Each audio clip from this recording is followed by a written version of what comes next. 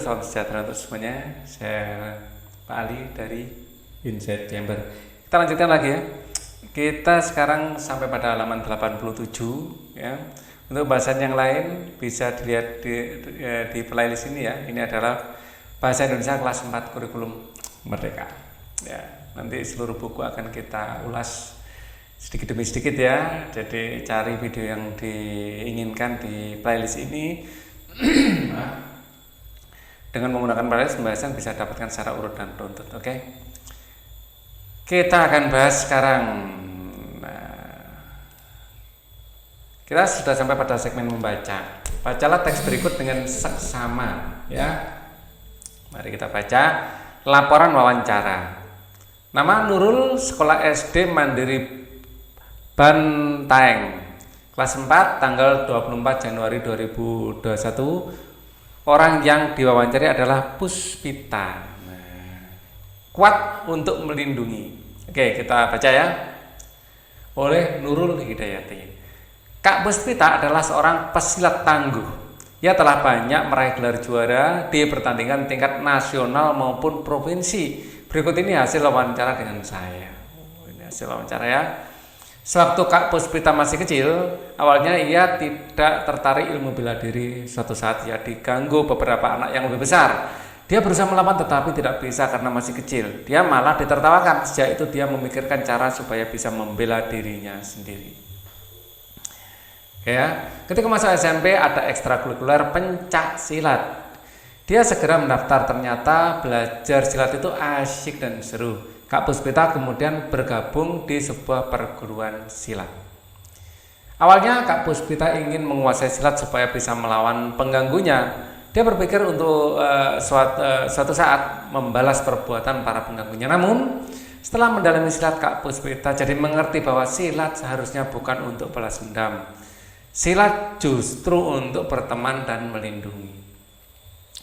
Kata Kak Puspita, dalam gerakan pencaksilat terkandung banyak nilai luhur, misalnya dalam sikap pasang. Ada beberapa sikap pasang biasanya dilakukan dengan tangan dalam keadaan terbuka, bukan menempel atau bukan mengepal ya. Artinya silat itu bukan untuk berkelahi atau menyakiti. Kalau ada yang menyerang, hal pertama yang sebaiknya dilakukan adalah menghindar dan menangkis. Kalau dia masih menyerang, barulah kita patahkan gerakannya tanpa melukai. Manfaat yang dirasakan Kak Puspita setelah menekuni pencaksilat antara lain tubuhnya menjadi lebih sehat dan bugar, lebih mudah berkonsentrasi dan banyak teman, serta menjadi orang yang lebih baik. Nah, luar biasa ya. Kak Puspita menjelaskan bahwa keberhasilannya dalam pertandingan adalah berkat disiplin dan dalam latihan. Kak Puspita mengatakan bahwa ini tidak hanya berlaku pada silat. Apapun yang kita lakukan, kalau kita lakukan dengan tekun dan sungguh-sungguh, pasti akan memberikan hasil yang baik. Selanjutnya Kak Puspita berharap bahwa anak-anak seusia saya belajar ilmu bela diri, terutama silat. Pencaksilat adalah seni bela diri asli negara kita. Jadi di samping mendapatkan banyak manfaat untuk diri sendiri, sekaligus melestarikan budaya Indonesia. Ya, orang Jawa bilang nguri-nguri budaya. Siapa lagi kalau bukan kita? Kapan lagi kalau bukan sekarang gitu ya. Diskusikan isi teks laporan wawancara kuat untuk melindungi. Pada halaman sebelumnya berbicara dengan suara yang jelas agar pembicaraan yang kalian pahami, pembicaraan kalian dipahami dengan baik. Gunakan pertanyaan-pertanyaan di bawah ini dengan panduan. Misalnya seperti ini. Judul laporan di atas adalah kuat untuk melindungi. Menurut kalian apa makna yang ingin disampaikan penulis dengan judulnya itu? Ya, maknanya adalah kita harus kuat untuk bisa melindungi. Kita harus menjadi orang yang kuat, harus menjadi kuat untuk atau agar bisa melindungi. Melindungi siapa? Ya pertama melindungi diri kita sendiri ya, dan melindungi orang-orang yang di sekitar kita. Apakah kalian setuju bahwa ilmu bela diri bukan untuk berkelahi? Ya, ilmu bela diri adalah untuk menjaga diri dan mendapat teman. Ya, ilmu bela diri adalah untuk menjaga diri sendiri, ya, menjaga diri, dan selain menjaga diri juga sarana untuk mendapatkan banyak teman.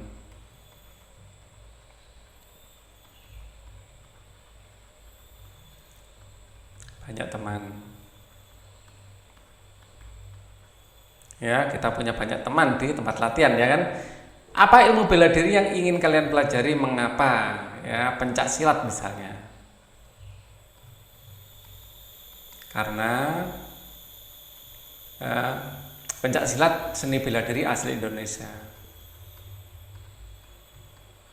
Seni bela diri asli Indonesia. Oke. Kira-kira apa saja daftar pertanyaan yang diajukan Nurul? Ya. Ya, yang pertama, mengapa mempelajari bela diri? Ya, atau motivasi, ya, mengapa belajar pencak silat?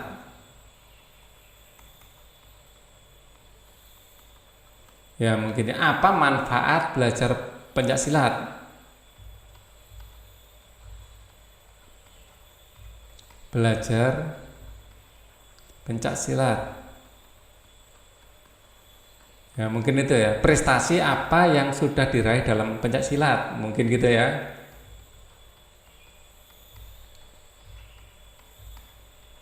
Sudah dalam pencak silat dan lain-lain ya. Mungkin juga kiat untuk belajar pencak silat, mungkin seperti itu. Dengan mendiskusikan teks laporan wawancara, kuat untuk melindungi kalian belajar untuk berpartisipasi aktif dalam diskusi. Kita belajar untuk mengajukan pertanyaan-pertanyaan yang berkualitas.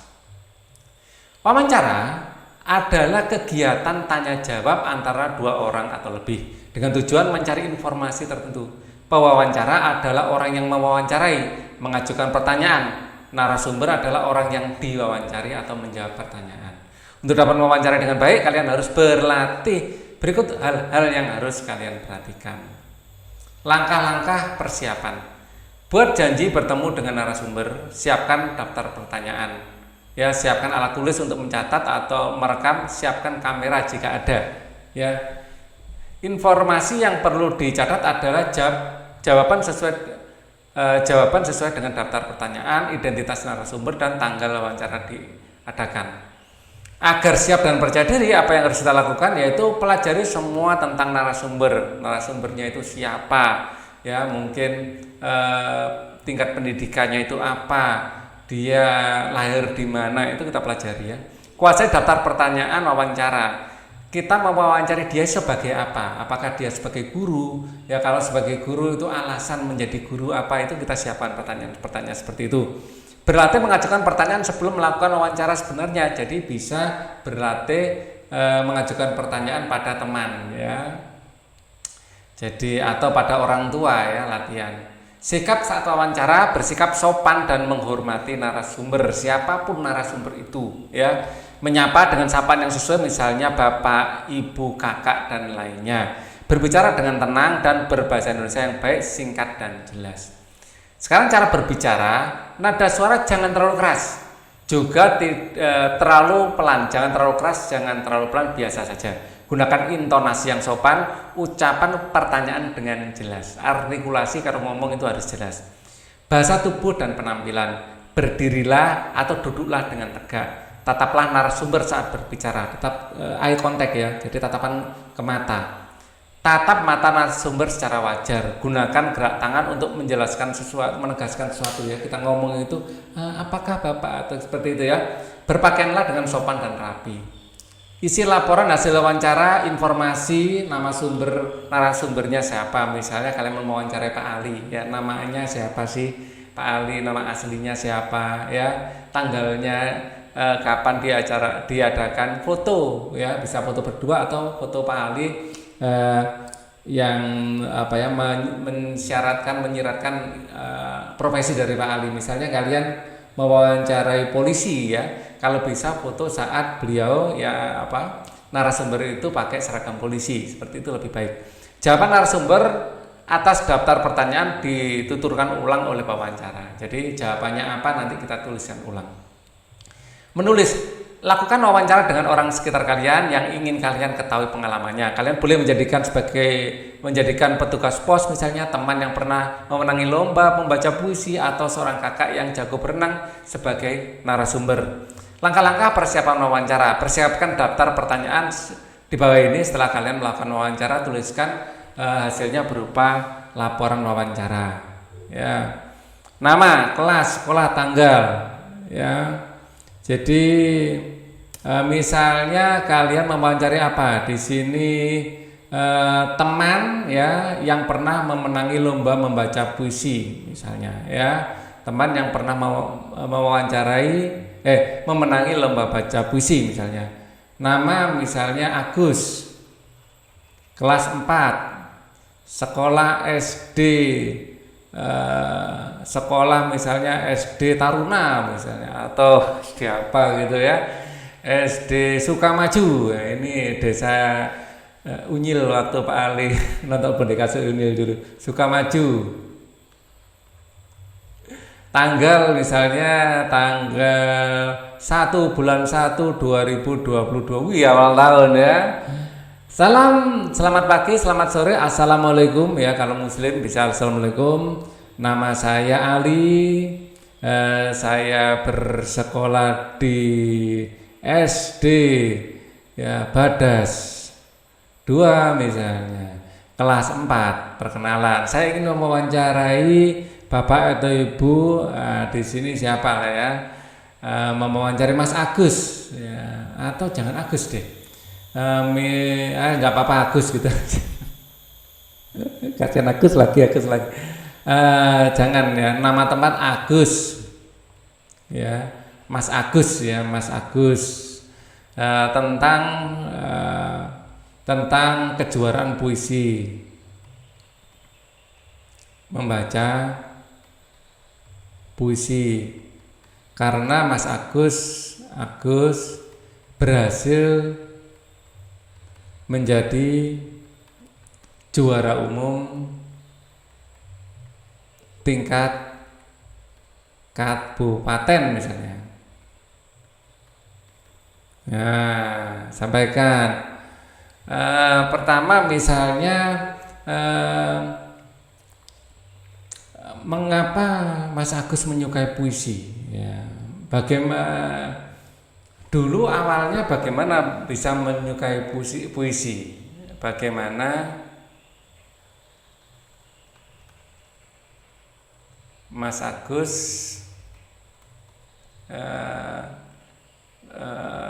menyukai puisi, atau kenapa Mas Agus menyukai puisi gitu ya? Kenapa suka puisi? Misalnya, kenapa suka membaca puisi? Suka membaca puisi misalnya ya. Siapa yang mengajari membaca puisi misalnya? Jawabannya terserah ya, kenapa suka ya. Misalnya siapa yang tokoh yang diidolakan ya, tokoh yang diidolakan ya, atau mungkin tokoh puisi ya, tokoh puisi yang diidolakan.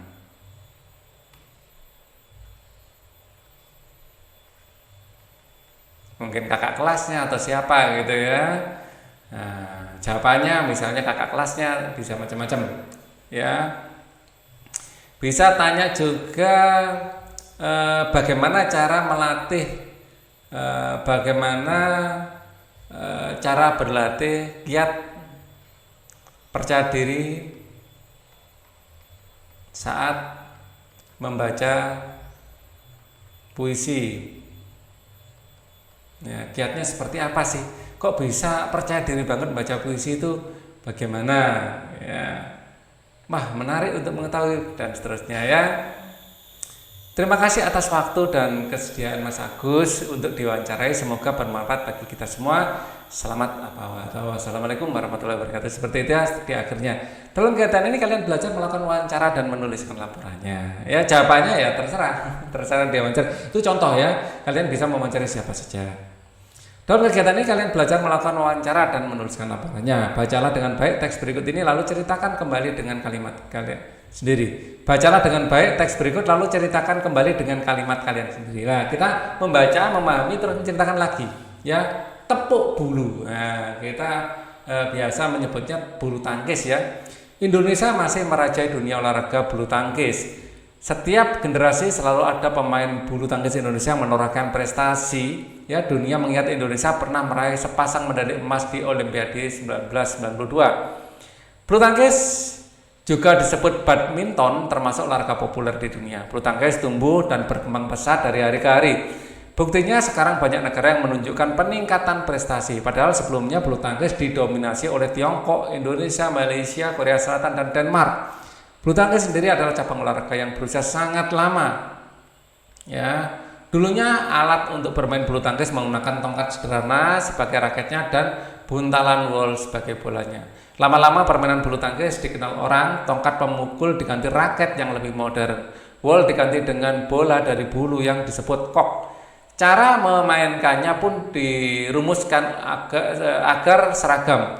Oleh olahraga tepuk bulu ini perlahan meniti tangga menjadi favorit dunia.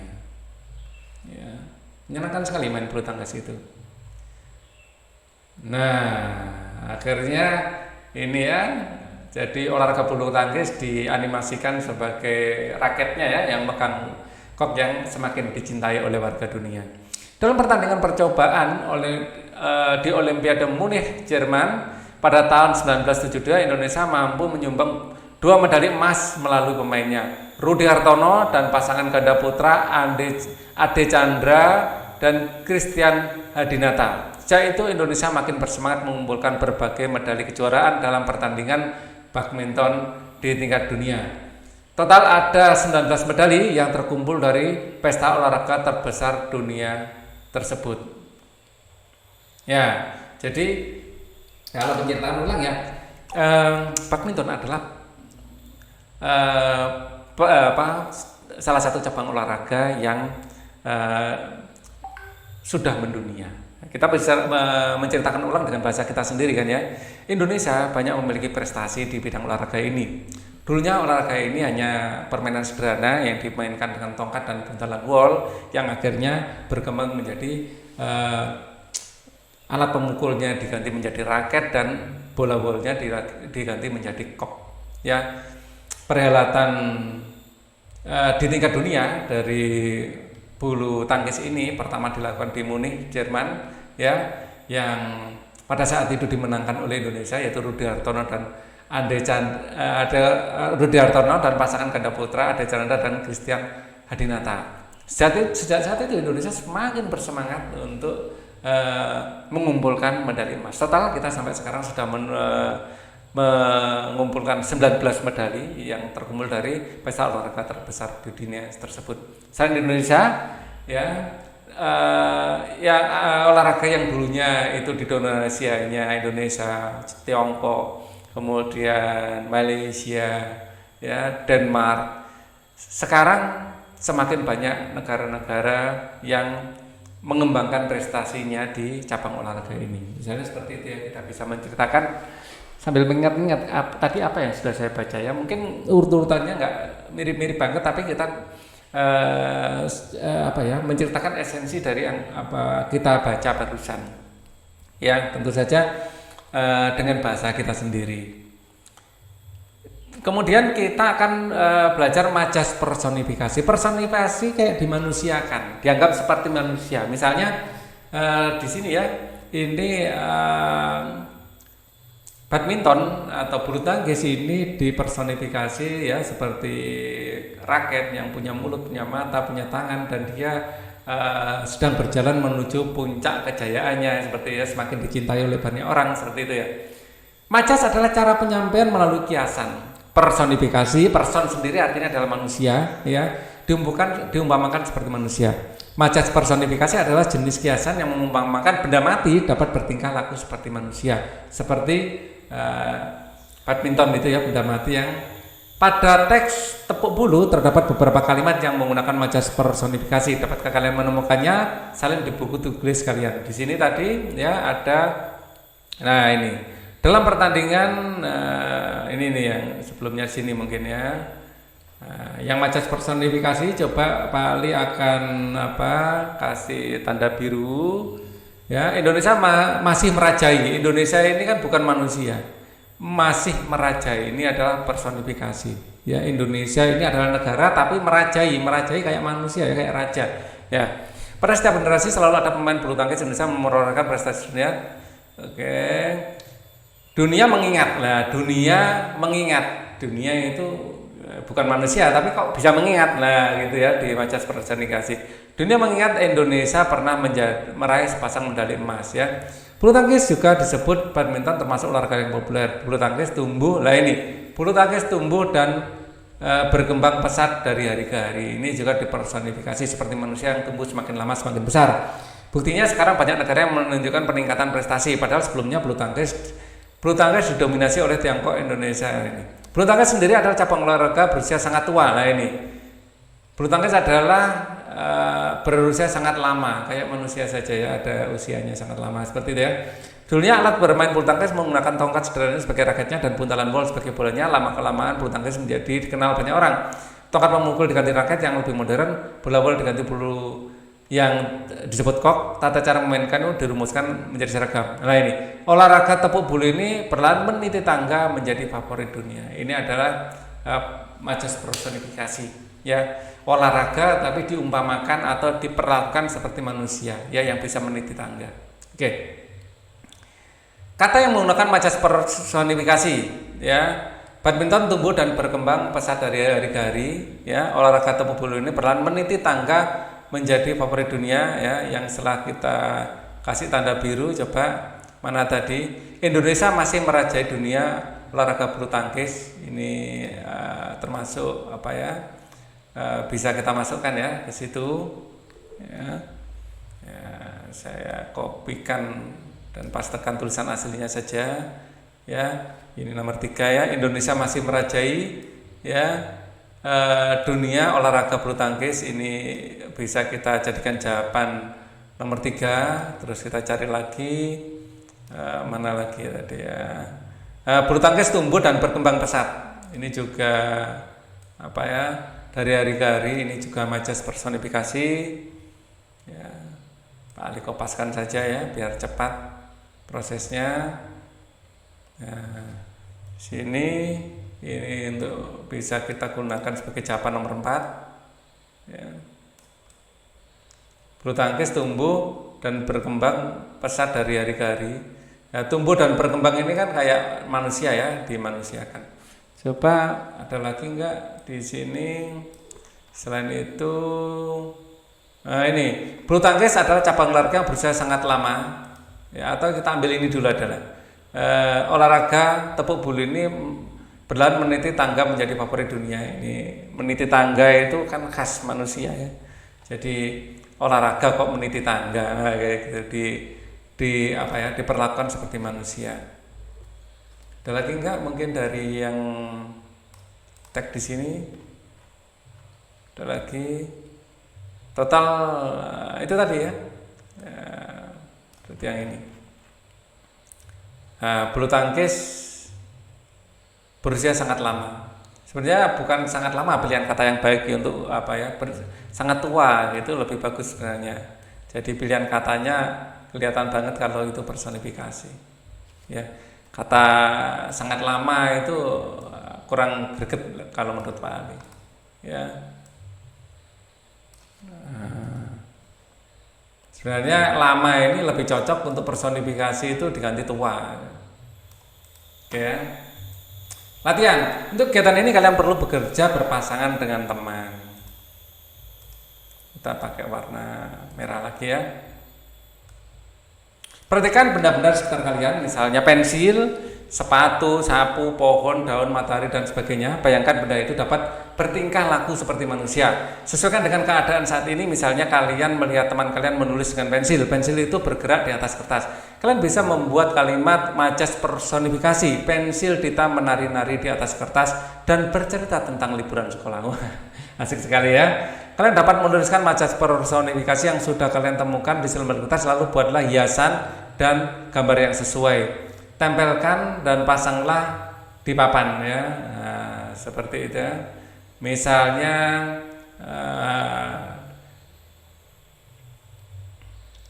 sosial media atau mungkin TikTok gitu ya. TikTok telah merenggut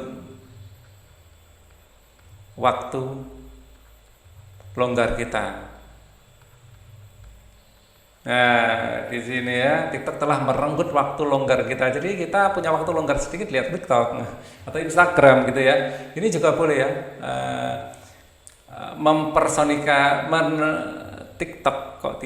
TikTok telah merenggut waktu longgar kita ya. Atau mungkin itu majas personifikasi dari aplikasi. Atau mungkin matahari perlahan merangkak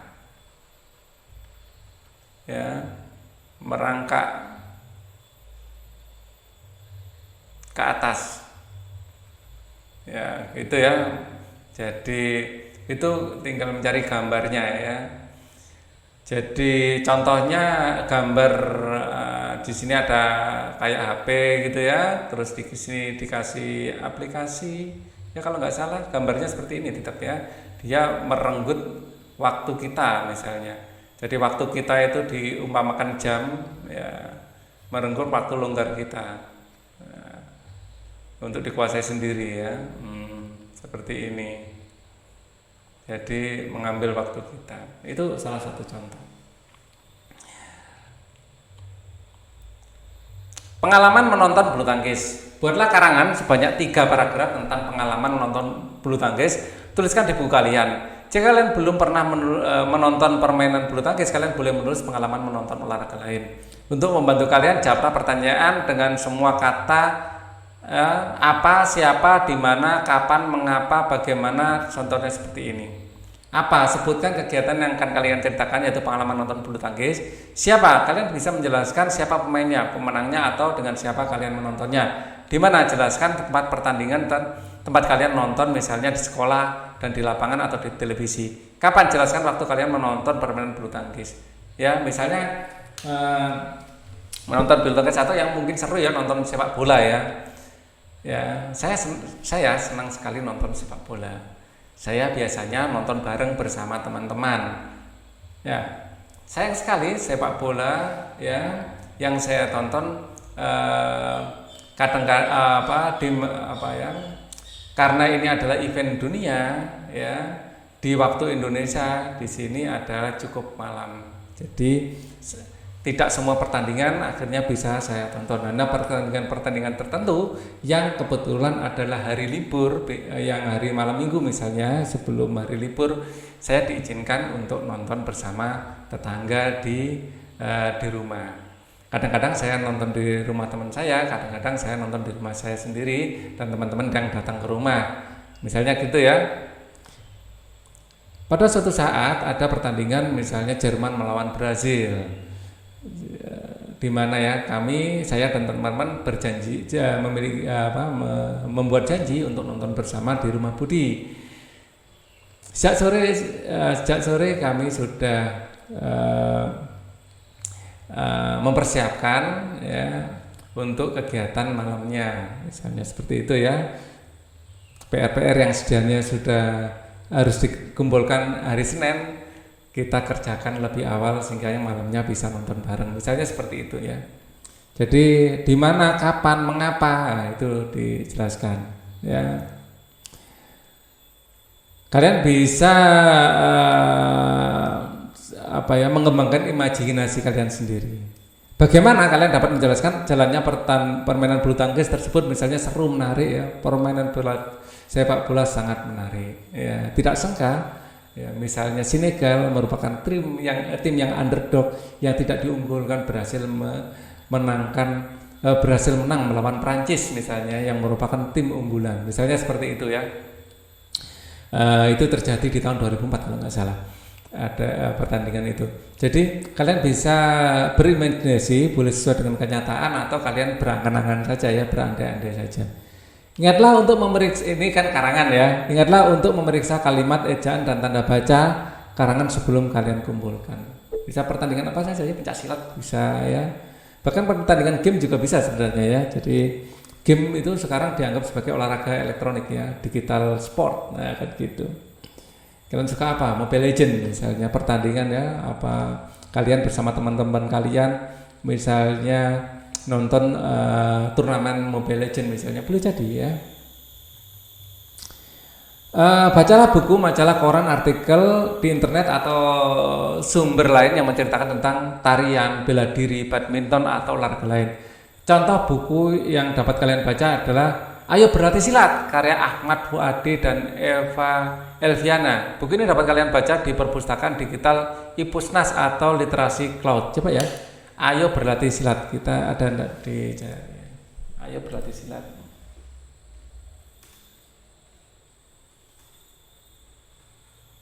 Nah, misalnya Ayo Berlatih Silat, ini Ahmad Fuadi. Kadang-kadang ada, kadang-kadang enggak. Ya kalau langsung nemu ya kita baca. Sayang sekali enggak ada di sini ya. Ya nanti coba Pak Ali cari ya. Kalau misalnya ketemu nanti Pak Ali baca di video secara terpisah ya. Ya. Biar kita bisa